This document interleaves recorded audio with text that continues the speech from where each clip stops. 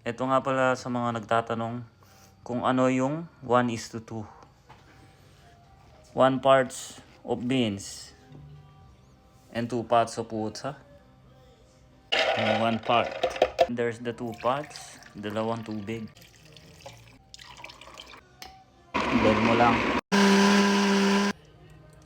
Gain mo lang hanggang mawala yung liquid. And then lagay mo lang medium flame lang.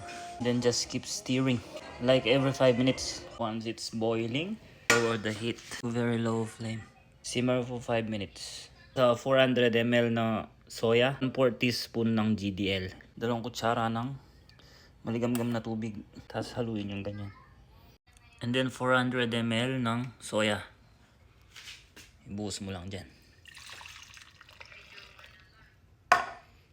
Tapos iwan mo lang ng 30 minutes. After 30 minutes, that's it. Ready na yung taho mo. Soft na taho. Ube.